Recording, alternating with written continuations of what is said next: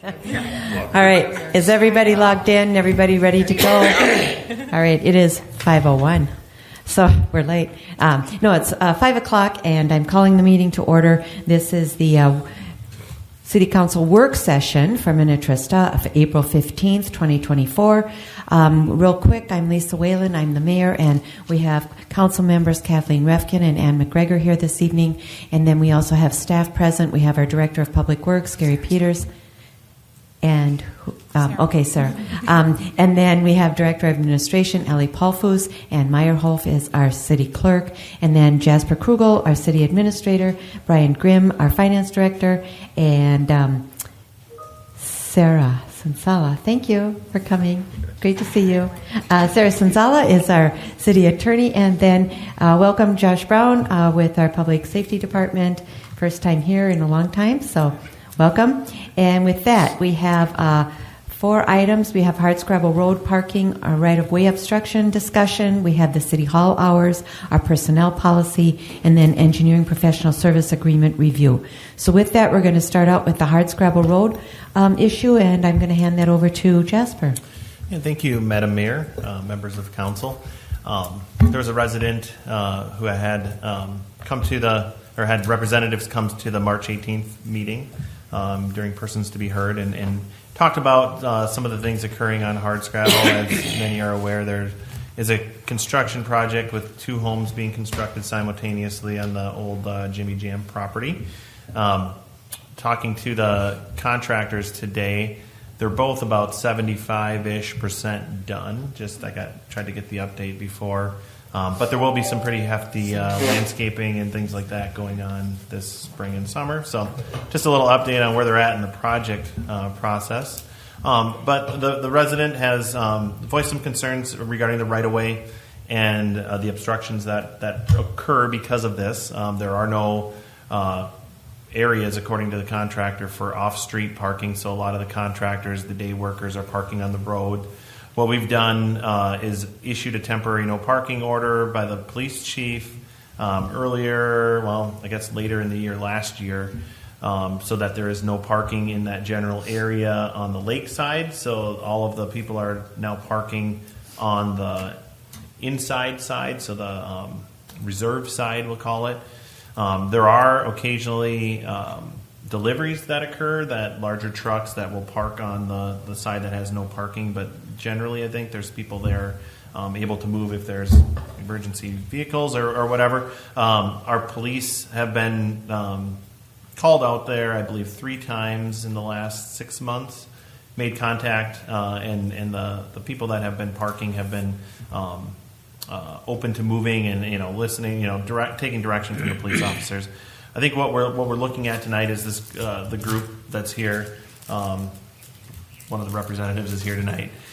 They've put together an ordinance or a draft ordinance, a red line ordinance that might be able to do some things that they would say that we could do. Basically, it would take one of our utility ordinances, allow the city administrator to issue citations, things of that nature for no parking. What we've kind of said is, we have our police department, we have our public works department. Mr. Peters has also been kind of involved in this a little bit throughout the last year, 9 months or so. But relying on them to make the determination about, if there's an accessibility issue, we would then tow those vehicles or get those to move if they would not move. I think we're kind of looking at more what's being proposed by this group is more global changes to our ordinance that would allow for some of these things to happen, where there could be citations, things like that, issued by the city administrator. I just want to make sure everybody's clear. We all kind of work together as a group, the public works director, public safety, myself, and I rely on them to kind of give me the information of what the boots on the ground are seeing. So there's no doubt it's an inconvenience to the residents, from time to time because of the just nature of the construction. It's an 18 to 24 month process to build some of these houses, so it's quite disruptive. Not anything unlike, I think, Woodland Cove and what's been going on there, but just a little different as well. So I think what we're here tonight is to kind of talk this through, see if there's some things City Council maybe wants to do and see if there's some way to, kind of find a resolution to some of these issues, maybe both short term and long term. So with that, I'll entertain any questions, and we have Gary here as well too. So before we kind of get started into a long discussion here, what I'd like to propose is, rather than an ordinance change, that we address the issue and the problem cited by Mr. Smith on hardscrabble, because basically it's a parking issue on hardscrabble. I'm not so certain that we need to address this citywide. I'd rather address it on hardscrabble, because if we address it citywide, it can really lead into a lot of different issues, especially when I think about Woodland Cove. So I would rather focus more on hardscrabble and how we can resolve the issue on hardscrabble. And Jack, if I can, would that be fair?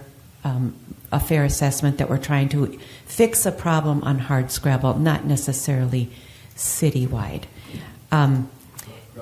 If you can just answer yes or no, just real quick. Well, I don't know, Madam Mayor. I don't know what the rest of the city's problems are. Right. But Jasper and I talked about it a little bit today. Right. Her idea, I think you mentioned to him a couple weeks ago. That sounds like a smart solution. I did want to make sure that I did with him. Jasper actually said something the very first time we met, which I don't want to lose sight of, and I also want to make sure he gets credit for it if it's positively received. But the first thing he said when Ron and I met with him was, this wouldn't be a problem if he had been, and he wasn't trying to throw the prior person over the under the bus, but he said he would have known that you need to put conditions when you first approve the development. And we've talked about that too. So the issue with putting conditions on, and that might be an option we can talk about tonight, but the issue with putting conditions on when the permit is issued is, then again, it's an enforcement issue, and it could also be potentially illegal. And we'll talk to our attorney about that. Plus, it puts another layer of review, if you will, and that would have to probably be changed by ordinance as well. So I think, in my opinion, to fix, if you will, the problem more immediately, I think if we can address the parking issue tonight, that'll fix it within a few days.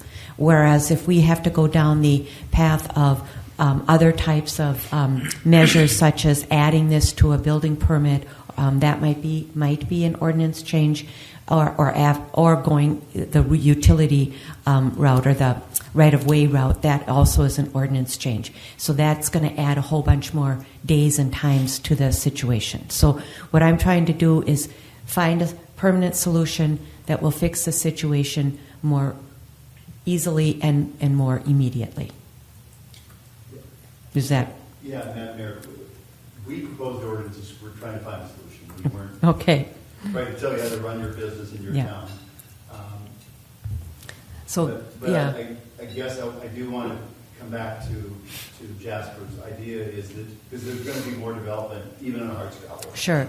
I think the next door neighbor is going to be selling quickly, and so. And that's going to be part of our discussion. Yeah, I think that has to be part of it. And I don't know, when you say no parking, you're talking about both sides of the street? Well, that's going to be part of our discussion. Oh, okay. I thought you wanted the reaction to Ron. No. So. Yeah. No, we'll talk about that too. So, and I know where Ron stands on that. So, yeah. So there's different options. Okay. So the ordinance change, like I said, I think that's citywide, and every neighborhood is going to be different, and I'm not so certain that that's a good path to go to address an issue in one neighborhood. The other, so if you're comfortable not doing that, then we can have a discussion of what the other options are.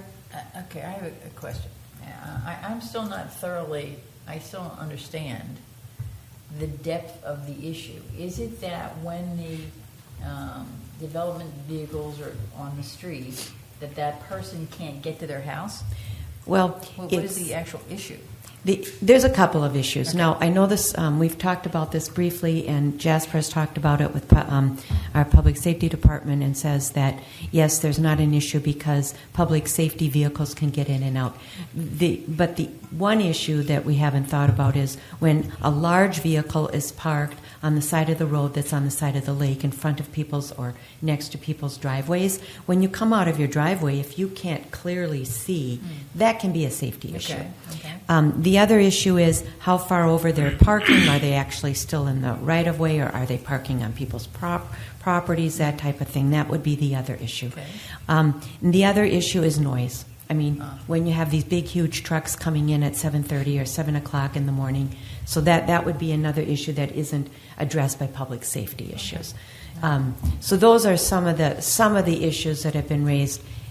Did I miss any? Well, those are all public safety things, which they're real, but I don't own a $6 million home or how expensive, I don't know how expensive the homes are, but Right. you're buying peace and you're spending a whole lot of money to have Peace and quiet and in a nice neighborhood. And having rows of cars there constantly, and every time I've been there, there's been a bunch of cars.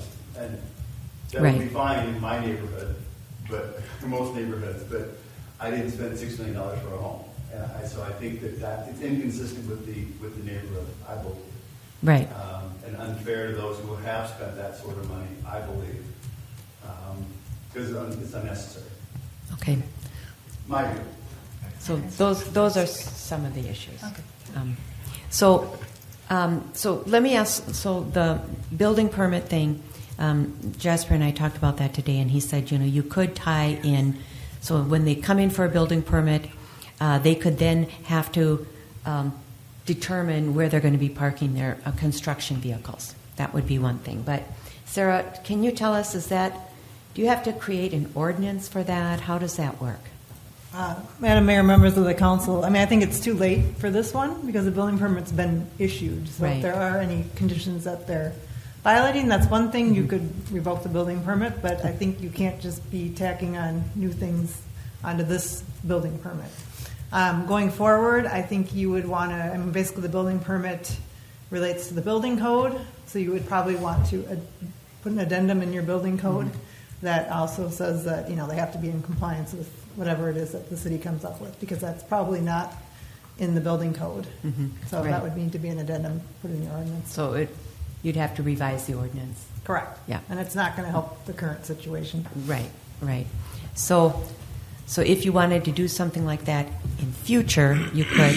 But so right now, the options would be no parking at all, or you could say no construction parking. One of the things we need to consider is, what about lawn maintenance? A guy comes in for lawn maintenance for some of these. They can't go down some of the driveways or even turn around. So some of them park out on the road for a short period of time. What about a UPS or FedEx or the guy that's Culligan, bringing the water, that kind of thing. So those would not be construction vehicles. But if you have a project going on Hardscrabble, you could have signs, or it could say no construction vehicles are allowed to park on the road. That might be one option. The other option is you could have no parking on one side, which they currently do. So there's no parking on the lake side. And as you know, there's that island, so all the properties are basically on the lake. That doesn't necessarily address what Mr. Smith would like. As Jack pointed out, I'm sorry, what is your last name? I'm sorry, I don't mean to be disrespectful. You've only seen me once. Okay. It's Perry's last. Perry, thank you. What Mr. Perry is saying is these are, and $6 million is probably on the low end. So is that something, do we want to protect the residents that are in this neighborhood, if you will? So they have to park somewhere. If they can't park on the property for whatever reason, they have to park somewhere. Mr. Smith made his money in construction. There's no one who knows construction better than this guy, all over the country, a lot of urban areas. So that's why he's been, I think Jasper will confirm, he's been wildly patient for 2 years, and he's not looking necessarily to lawyers that, He's not trying to fix the situation. It's not going to happen further down. He's looking to head forward, and he can live through it. It's just that he just thinks it's stupid. We should be able to solve this problem because he's done it in every urban area, whether it's New Jersey, New York, anywhere he's done it. You can do it, and that's why Jasper made a comment. If you start at the beginning and you say this is what you need to do, then people stage it correctly. You can stage it on the size of these lots. It's easy to stage construction vehicles. You do not need to have them on the road. That's just a convenience to the developers. Nothing against developers, but we have a lot of clients developers, but they do not need to stage on the street. No one else allows that. There's that subdivision, if you remember, it just came in a couple months ago on County Road 44, and it was one lot. They subdivided it into two. I'll guarantee you those construction workers are not going to be parking on County Road 44. So when they do the whatever, the driveways and whatever, I'll guarantee you that they had to figure out where those vehicles had to So park. then we do need to change the ordinance. Well, we could, and if that's what we want to do, we could do that. If I may, I guess my point with if we talk about this ahead of time, it's at least a conversation that we could have with the builder to say, well, what are you going to do with the parking? If we want to have some teeth to it, we could have the ordinance. I'd just be prepared. On these sites, I'm looking at them right now. I mean, there might be some tree removals. That would have to be some tree replacements. Then some grading, things like that. That would have to be done. Before, during construction, whereas I think there's been some appetite from Planning Commission, City Council to save as many trees, not do things to the landscape. So just be prepared. There'll be some additional costs potentially, but that would be a cost that would, be more convenient for the neighborhood. So those things I think you can trade off. But, my point was at least have the conversation about parking. Where are you going to park your construction vehicles? Kind of take some notes, and hopefully they stick to it. If we want to have some teeth, then it would be an ordinance update that we would have to do to our building code, which could be done. It could be worked into our process both administratively, with building permit approvals that don't hit City Council or Planning Commission, and then the ones that do. So the ones like a subdivision or something like that, then that could be something that is a talking point to ask that question of the developer. Okay. So it's we're looking for direction. Like Ms. Sensala said, this one is more challenging because the permit's already been issued. So I think we're maybe trying to find a short-term solution for this issue and maybe a long-term globally for the community. That makes sense, at least to have that conversation about parking, because there will be more lots that get subdivided and in these challenging areas. But to Mr. Perry's point, it's true. If you're doing a large construction project, you should have somebody manage that, and you could manage it in terms of how many vehicles are going to be there. I think there's, I could be wrong though, in Minnetonka Beach, I think they have an ordinance citywide that says no construction vehicle parking on their streets. Do you know?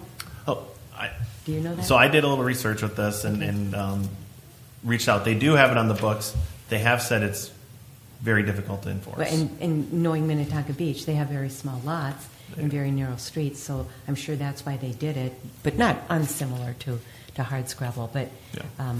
it is more difficult. Now, what you could do is you could do kind of both. You could do, say, for certain areas of the city that there is a review, and they need to kind of indicate how they're going to handle the construction parking.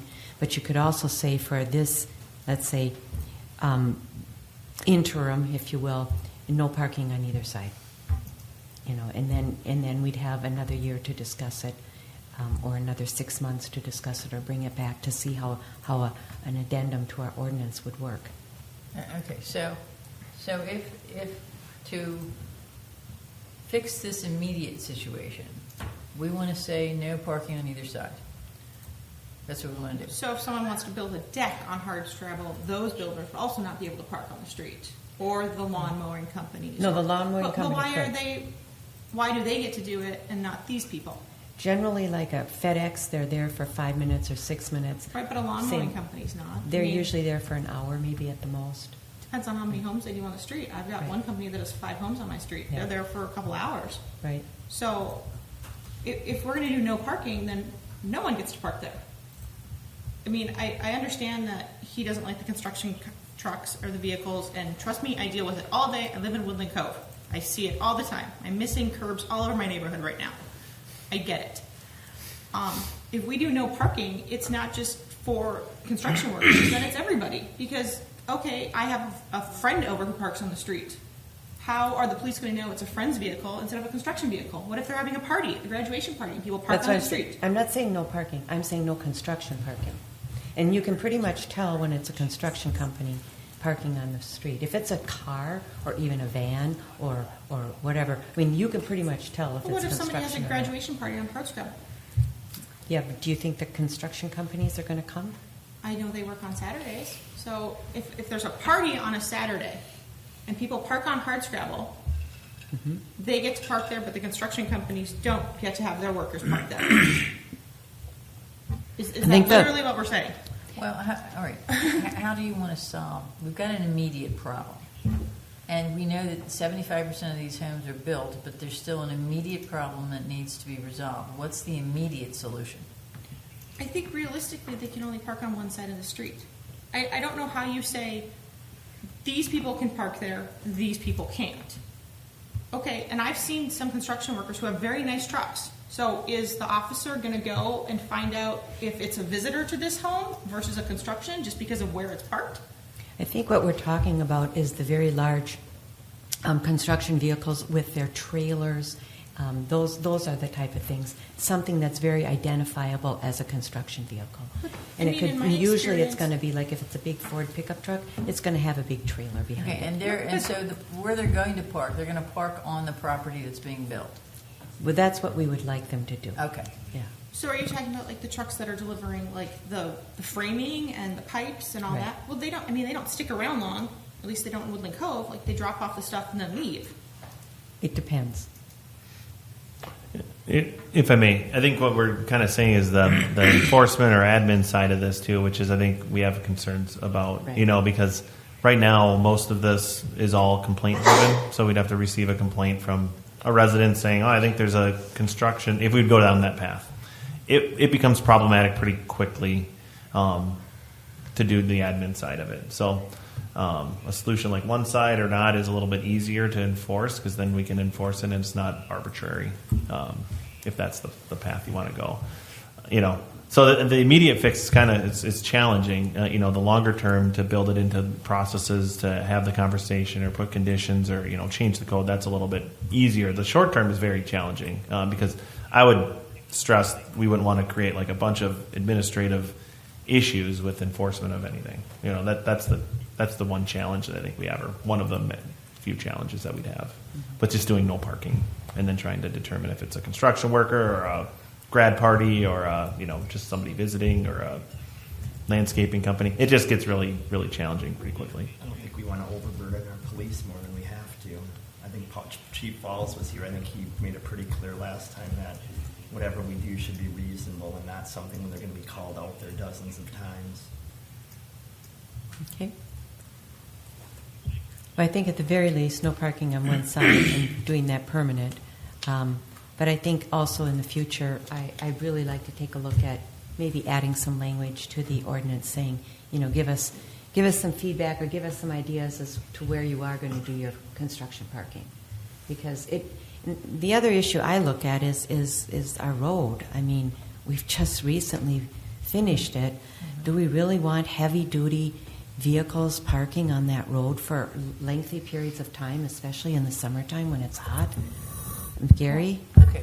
I'll be honest with you. They need to Yeah, build. they need to build. If you, I mean, they're going to. but if you go through Woodland Cove, Thank you. they're all over parked on the new roads. They're dumping rock on the roads. They're dumping sand. They're dumping everything for landscaping on the road because God forbid we put it in the driveway where it's supposed to be. Let's destroy the millions of dollars worth of city infrastructure instead. So go down that route, I mean, it's all over. It's terrible. I mean, if you want to start with something, start with getting the landscape rock, everything off the road that's destroying. Because if you ever watched the Bobcat scoop up rock off a brand new road, gouges everything up. Can't put it in their driveway because they don't want it there. I don't want it on our street either. So, I mean, But if they weren't trucks allowed are to going to go park- everywhere they're going to go. I mean, it's But if they it's weren't all allowed over. to park on the road, that wouldn't happen. But they don't park on the road. They drop, and I know what you're talking about, the people who, on Woodland Cove Parkway, who dropped a bunch of mulch and everything all over the road and then dragged it across the road into their property. No vehicle was parked there. Yeah, They I dropped mean, the load and left. And I know This is a problem all over the city. I mean, it's not just there. I mean, it's, it's all over. I mean, we see it. I mean, they see it all the time. How do you enforce the stuff? We don't know. I mean, it's tough. We call these guys, they come out there to have the people move it, but it's too late. I mean, it's. And I mean, in my experience of living in Woodland Cove, the only big trucks that are sitting on the road for extended periods of time are the cement trucks who have to wait for the one to finish pouring the foundation and then do it, and then they leave. Like the dump trucks don't stay long. The big trucks dropping off the forms for the basement don't stay long. And it's incredibly inconvenient and incredibly loud and incredibly annoying. And in my experience, the faster you let them get it done, the faster they're gone. I mean, I was the third home on my street. I've lived it. I drive by it every day. The truck, I was behind a dump truck today dumping a load of rock where a driveway is going to go. It's annoying and loud, and then they go away. They drop the load, they leave. They don't stick around. Yes, the 50 construction workers parking there are there all day, but I don't know how we differentiate the construction vehicle versus a private vehicle going there. If they have to build the home, it has to go somewhere. That's, I think, why we're also saying we could do the addendum and kind of at least do a review of where the construction vehicles are going to be parking, and we could do an emphasis on larger lots, not necessarily Woodland Cove. I understand there's probably not. I mean, it's really hard to compare Woodland Cove to Hardscrabble. I mean, it's like apples and oranges. There's no comparison. Whereas the addendum could specifically kind of call out certain neighborhoods and say, in these neighborhoods we want to at least review where they're going to be parking, what the hours of parking are going to be, and that kind of thing. I think that would be in everybody's best interest for the neighborhood. Yeah, I think it's good. I know that Woodland Cove is different because they have very small lots and lots and lots of homes. It's not just like one home. So I think we should go down that path. So you want to change the ordinance? I think we should look at the building review ordinance and do a slight amendment to it and just say when a building permit comes in for, maybe we need to name the neighborhoods, or we need to name the streets or something, or we just leave it up to staff to make that determination. But when they come in, Woodland Cove is going to be different. And if we do another big development or even small development with small lots, it's going to be different. We're not going to say, well, where are you going to park, each permit that comes in. But for these one-offs permits that come in, especially in the established neighborhoods, I think that's the issue here. Then I think we should be able to say, okay, now where are you going to park? So if we do that, it doesn't help the situation immediately. That would be one thing I'd like to take a look at. And the other thing I think immediately is, again, enforcing that at the very, very least, no parking on the one side. And then could we do some kind of enforcement for the parking on the other side of hours? I don't know. Don't we already have construction hours? We have construction hours, yeah. Yeah, and I mean, I've been, so if I may, making a point to drive through there at least 2 to 3, 4 times a week. And like today, when I talked to Jack, there were like 5 vehicles parked there, one larger vehicle with like a trailer that had like maybe a skid loader or something on it. So it's still prevalent and happening.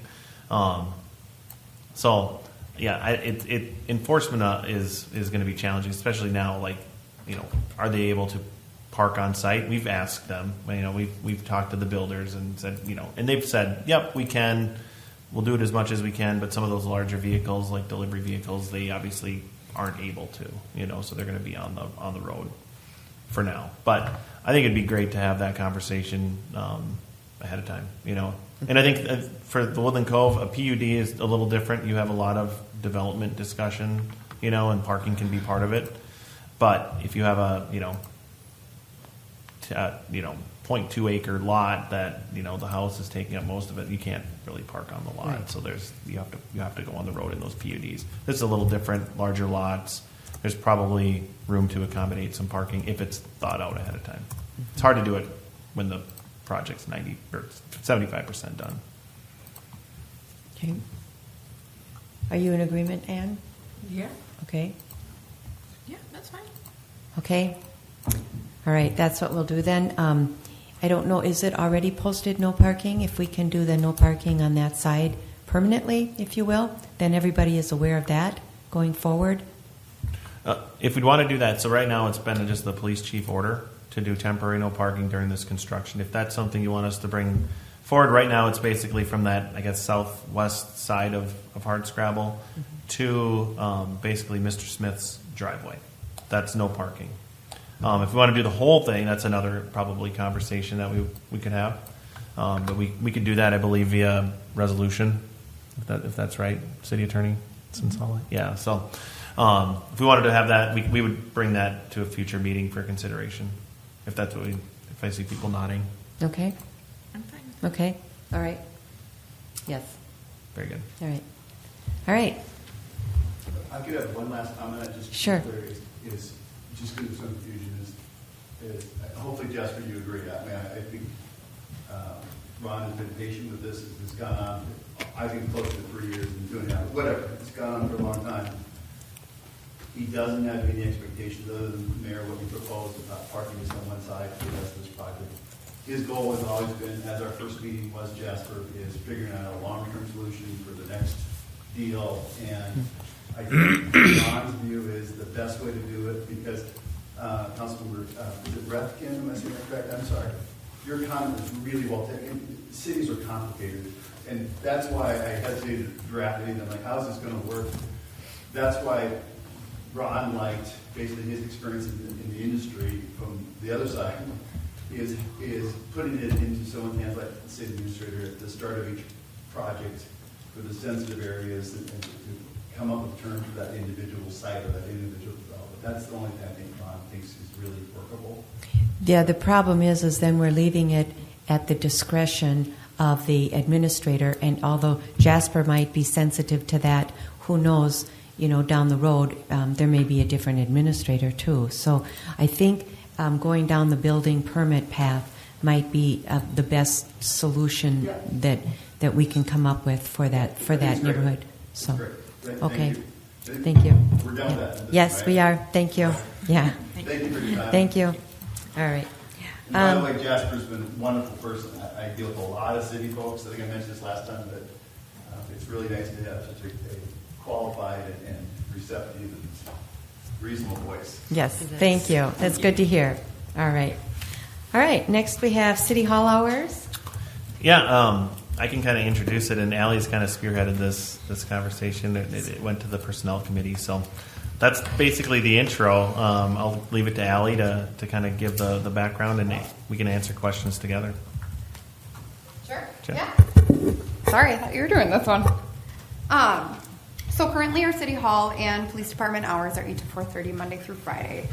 Due to the low foot traffic and calls on Friday afternoons, particularly in the summer, we're kind of proposing a trial period of shortened summer hours on Friday. So we're proposing Monday through Thursday, 7:30 to 4:30, and then Friday, 7:30 to 11:30.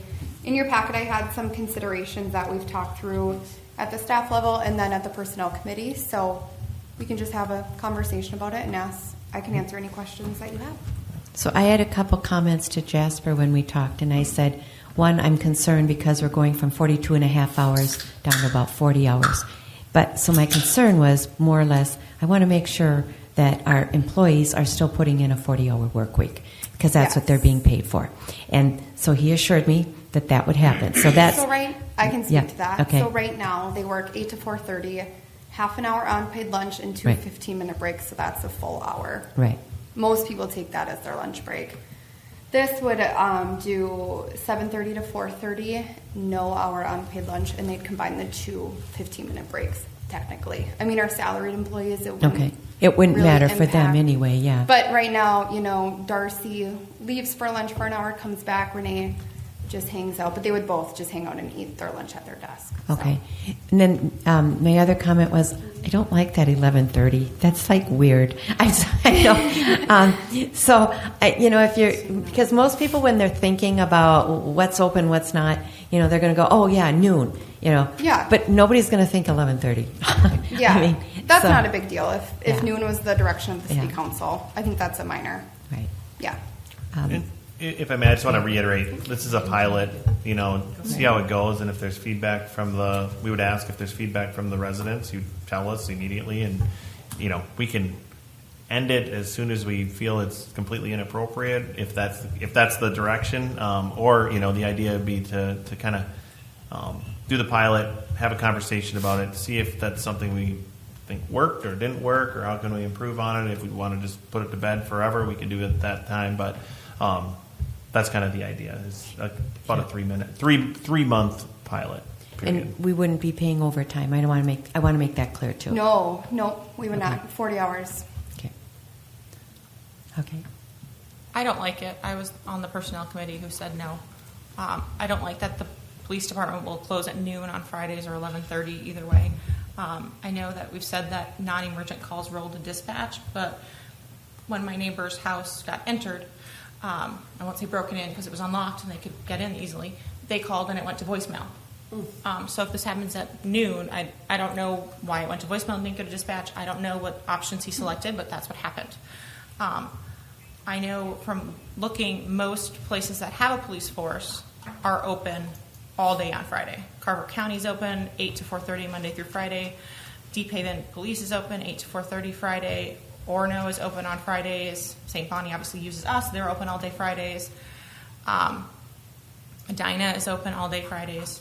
I don't like the idea that we're closing the police station at noon on Fridays. Also, if it's slow on Fridays, great. Isn't there stuff everyone can be doing that they can do when they're not busy? I mean, are they bored? Definitely. Is that what it is? They're bored and they have nothing to do? No, it's- They're adding more hours. I mean, they're still going to fulfill. That's what was my concern. They're still going to do their full 40 hours of work. Right, but it's that there's low foot traffic. That's why we want to have half days. But isn't there stuff they can be doing if there isn't foot traffic?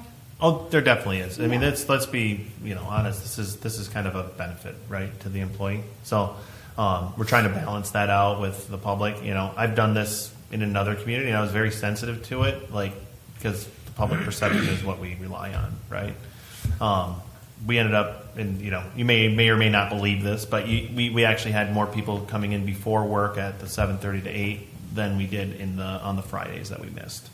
It's just another option. During those time periods, we probably have a lot of building permits being picked up potentially by builders that maybe want to get Saying in the morning. in the morning. So it's all about public service, right? And in that case, which it's different, every city's different. It was actually a net increase from in actual traffic because of it. Not saying that's going to happen here, but the pilot would allow us to even see what's going on, give us more data. I mean, if we just want more, if we think the earlier hours, we can switch to 7:30 to 4 Monday through Friday. I mean, you can go earlier and stop earlier. I mean, that's another option as well. And then the part where it says it'll still be available for pre-scheduled meetings, but no one's going to be here. They would be for I think some of the exempt employees would continue to work the regular hours. So, yeah, I'd imagine most Fridays there will be someone here. I know David plans to continue to work his regular hours. I probably will. It's just the public hours. So if I have a meeting Friday afternoon, I'm still here for it, a pre-scheduled meeting. So what would the public do? So when the public comes in, what do they do? What are some of the things that they... On Friday afternoons, Yeah. virtually nothing. Well, in general. So In general, it would be probably picking up a permit, Paying a bill. paying a bill around that time of the month. Some of the Brian, you probably know better than I do. Maybe some utility billing calls. Yeah, I mean, there's obviously people coming in to meet about land use items and stuff with our Yeah, community yeah. development, and I'll have meetings with bond counsel or different people or financial consultants, whatever, our residents as well. But those are scheduled then. Those are scheduled, Yeah, yeah. those are Yeah. scheduled, yeah. So just people walking in are here to pick up building Yeah, permits, I mean, just pay a bill. typical. I mean, Yeah, Okay. yeah, pay a bill, pick up a permit, call and ask questions about a permit, that sort of thing. okay. And I'll just note, we don't get many of those on Friday afternoon. Typically, those are beginning of the week heavy Right. because Yeah. they work that week, and they'll pick it up on Monday versus Friday afternoon. So I don't want to like try to be too much of an advocate for it because I don't know what the answer will be, but I think the fact of the matter is like we don't get that much foot traffic, and there is always stuff to do. So I mean, if people are here, we're working. So it's just kind of it's kind of a benefit, something that we asked some of our employees, what could we do, to Yeah, I mean, everybody, when I worked, I didn't want to work Friday afternoons in the summer or year round either. I mean, I know a nobody wants to a work. lot of companies are doing that though now. They are, I think, because number one because of the remote workforce too as well. So, but in answer or kind of addressing Kathleen's concerns about the police department, how does that work then? The police will still be on duty. And, Correct. Yep. and I mean, they're still going to be working their regular shifts and so on. 24/7. So who's not going to be working? So the administrative staff over there, Amy and Lori. Okay, and so what kind of walk-in traffic or call traffic, do we know what kind they have? I asked Paul, and he said 0 to 2 people coming in on Friday afternoons. Okay, and then generally what is it for? Oh, I don't know the answers to that. If I may, it's generally, it's a range of things. It can be anything from come to report a scam, or like today, somebody came into our lobby because they had a disturbance with their daughter and a boy that had been online. So there's no real way to know. Okay. There's just such a variety. But even when we close at 4:30, that first entry into our lobby is always open with a red phone that goes directly to dispatch. I can't speak to the neighbor that called and got voicemail, but yeah, because like last night we had somebody come in, or I shouldn't say last night, last week when I was working, we had somebody come in at like 7 o'clock. Yeah, and within a minute or two, we got the notification from dispatch. So- Yeah, and if they call like a direct line over there, like one of their direct lines, that'll go to their voicemail. But if they're calling the public number, the non-emergent number, that goes to the front desk and then is rolled to dispatch. So we each have our own direct number, and then there's the public number. So they could have gotten So if they someone's dial the direct 446-1131 number, Yeah. that goes to, like, say, Amy Yep. or Lori? Yep. And then if they're not there, it directly rolls over immediately, or if you will, to dispatch? Yeah. Yeah, so when they leave for the day, they roll our phones, that non-emergency number, over to Hennepin County Dispatch. Okay. Yeah, I mean, if you have more information on that, Councilmember Refkin, I could look into it. It could have been where they called the front desk and then they were maybe on the line. And then, I don't know if that, we could test it to see if then that would kick to maybe Lori or Amy's voicemail. If it was during business hours, I'm guessing. that could have been the case, but we could I'm do- guessing they call the direct line would be my thought. Is they That could got Amy or Lori's kind of direct line, not their public number, Or and got their voicemail. If you get like we hand out our business cards quite often too, and it has our direct line, and Yeah. outside of the supervisors and the investigator, it automatically goes to voicemail. The officers don't have it, their own desk phone. Oh, good point. Yeah. So let's say, just for example, Officer Anderson was out there, handed a business card and said, hey, this is my information, and then they just, oh, that's the number, he picked it up, and they might not have differentiated between the non-emergency and then their direct number. So if you call any officer's direct number, it does automatically go straight to voicemail. It will say you've reached, Officer Anderson of Minnetrista, or whatever his greeting is, but. Yeah. Yeah, so I mean, obviously they need, whatever the if it's an emergency, 911 is the best one to call, Always, really. yeah. Okay. Yes. Hi, Claudia. I wasn't. You did. You're doing good. No jet lag or anything. So, yeah. Welcome. Thank you. So you probably haven't had a chance to review a whole lot. So, but if you have questions, please ask. On this, I can't stand it when I go to a place of business and it's closed, and I'm thinking it's normal business hours. But you said that it really doesn't affect anybody. It seems like it doesn't. I think there will be minimum impact on residents, correct? Is it unreasonable to have a phone number, on the door for someone that's here to answer it and just say, let me have someone call you back first thing Monday.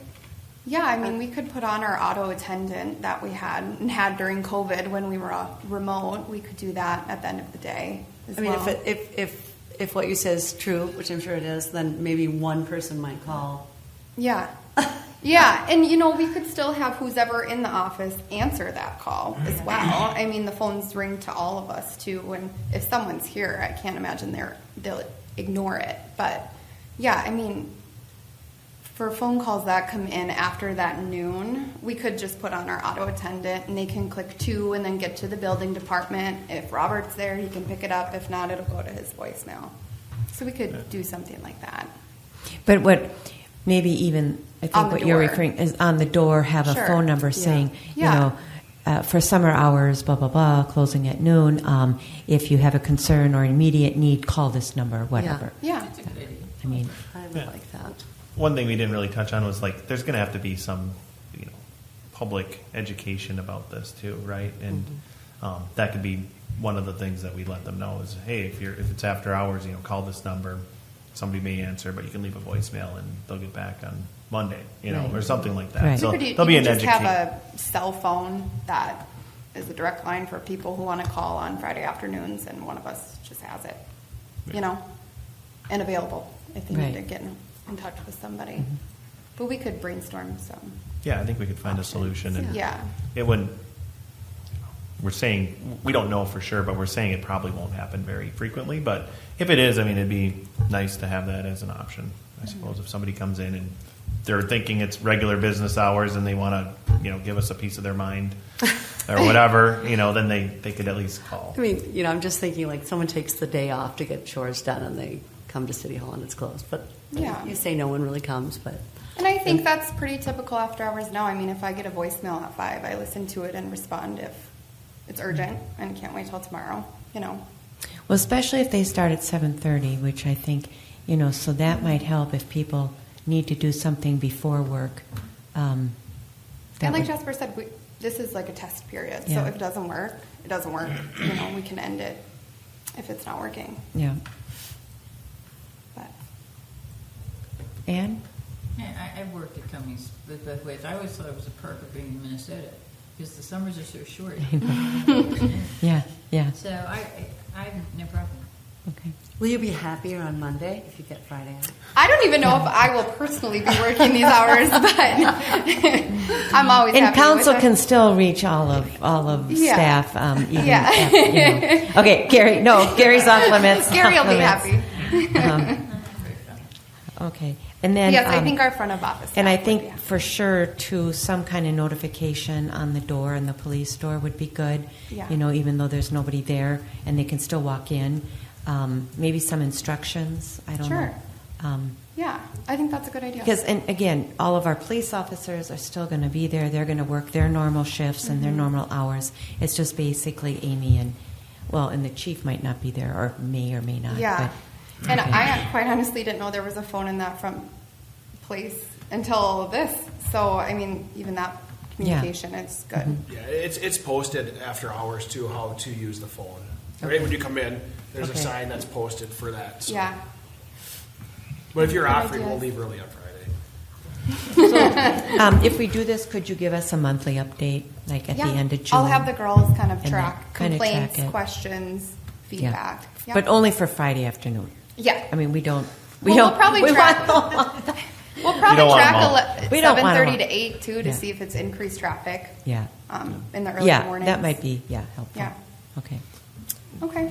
All right. If I may, do we want? Is this good where it's at right now? Do you want us to bring this back for official just consent agenda? Did you want noon? I would like noon. I know it's Yeah. weird, but That's it's small, like, yeah. 11:30. Who's gonna? Yeah. Noon is Still people morning. will remember noon, Okay. but they're not going to remember Close at 11:30. noon. Okay. Okay. Okay.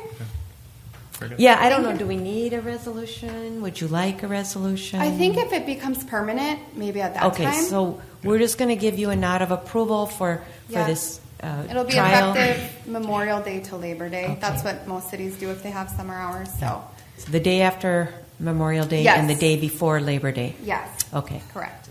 That's more normal somewhere else. I know Mound does like April through October, which seems crazy to me, but. Right. No, All right. we're not. All right. Okay. Next, the personnel policy. Hopefully this will be quick Yeah. discussion. If I may, Madam Yes. Mayor, Yes, members please. of council, we discussed this. I can't remember the day. It was January 8th. It's right in the memo. And from there, we that's a long time ago. We worked with legal counsel at Kennedy and Graven, Mary Teachin, to try to find a solution. I think we had a good idea of what we were trying to accomplish. We have an EEO statement in our personnel policy which covers us.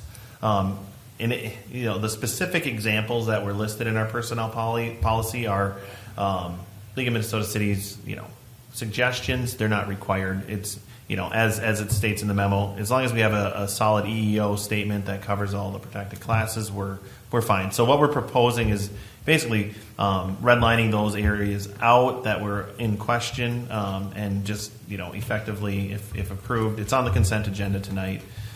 We would then update our personnel policy, send that out to staff, and those would then be removed. Those specific examples, which, at the end of the day, it's how we handle it as a staff and as a city, as opposed to the specific examples that there's always a lot more factors that go into it than you can really write down. So that's what's being proposed. I'm not sure if there's other conversations, discussions that you want to have, but really, it's on consent tonight. If there would like to be more conversation, we can have that now or at the regular meeting. Nope. Nope. Nope.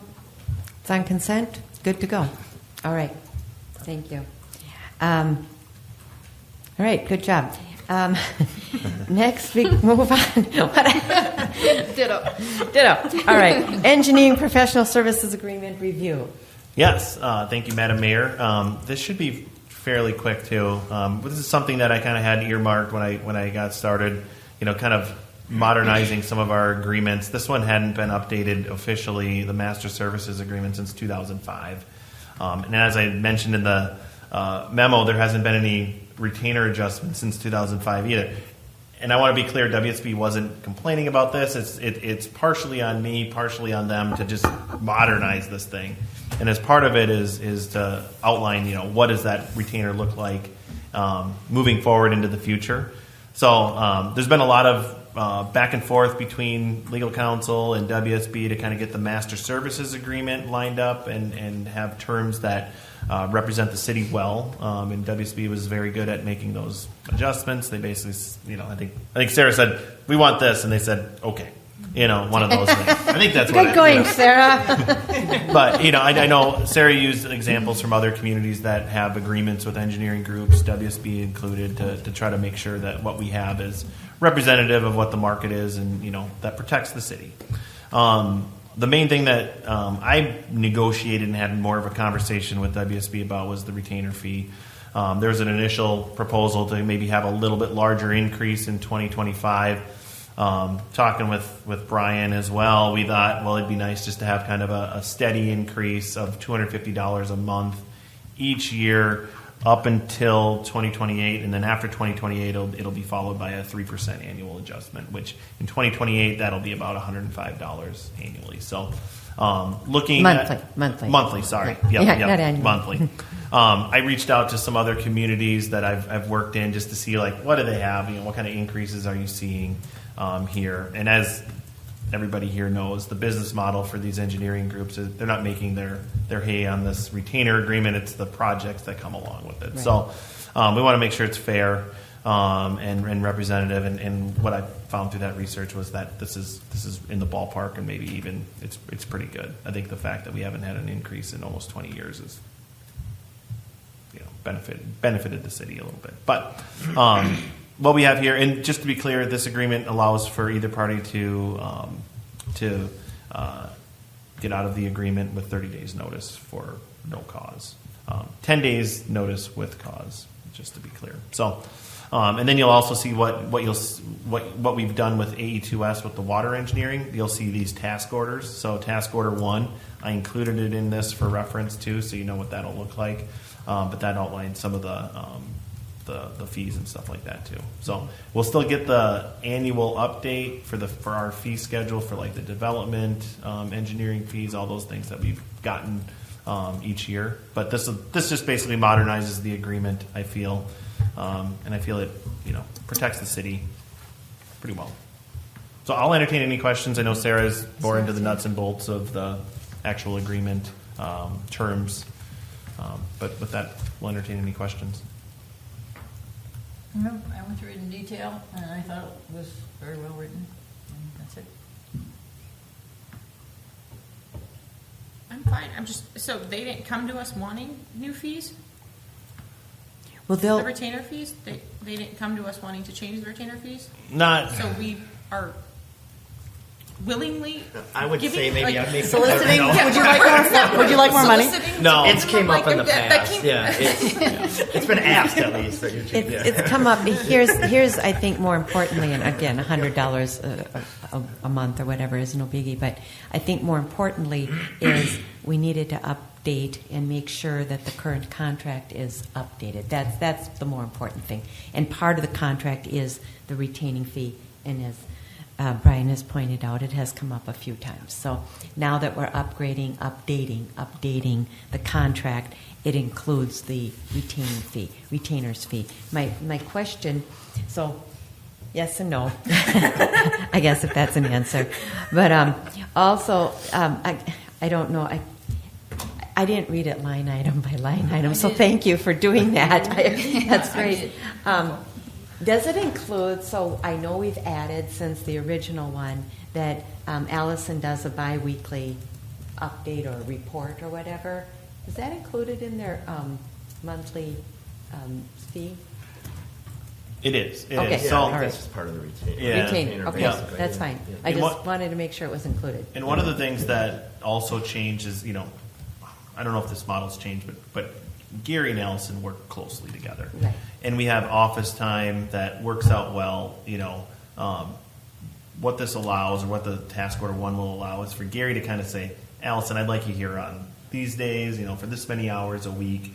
It's not just set office hours, because as you know, if they're not doing something for for Minnetrista, they're in the office no matter what, right? Yeah.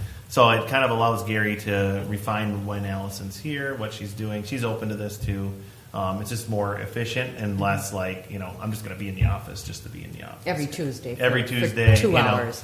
So- So she might be in on a Tuesday for an hour, but then the next week she might be Wednesday in for 3 hours or something like that. Something like that, yeah. And it's Whatever. it's supposed to be around 12 hours a week is Okay. what it's supposed to be. We talked about reducing that. We thought, well, we can always make that modification if things change. Now's a busy period of time, right? Yeah. I think with a lot of Right, the with the construction road. stuff that's going on and leading up to that. But just so you know, that's kind of changed. It's Gary's fully in charge of that, so you might not, if you're used to seeing Allison here at a set hours every, what is it, Tuesdays and then Tuesday half day on afternoons Wednesday. it was, yeah. That might change. So if you want to meet with Allison, just email her or call her. And things change up during construction season too, because we have our construction meetings and stuff with the contractors. So on those weeks we have those during the summer, she switches her office hours because a lot of times they don't fit into their schedule. We have to Right. work on the contractor schedule. So it might be like for our recon projects on Thursday afternoons. Yeah. So we changes that around. We're seeing come in handy is like winter when we're really slow, don't really kind of need them here as much. But then vice versa in the summer they're here a lot more. So Yeah. when we need them, so it kind of balances it out less. Right. Probably get the same amount of hours, but just when we need them more than when we don't. Yeah, and that makes sense. Right. Okay. Yeah. So what I'm hearing is we're okay with this. What Good you'll job, see, Sarah, again. you'll see this on the consent agenda at our next meeting. I think it's Next May, meeting? May 6th. Okay. I believe. Okay. All right. And, wow, we're done. We were just so agreeable. Takes up Kathleen. No, just kidding. It's all right. It's difficult. All right. With that, motion to adjourn? So moved. Thank you. Is there a second? Second. Thank you. Ann made that second. All those in favor signify with aye. Aye. All those opposed, motion passes 4-0. And we will be back in an hour.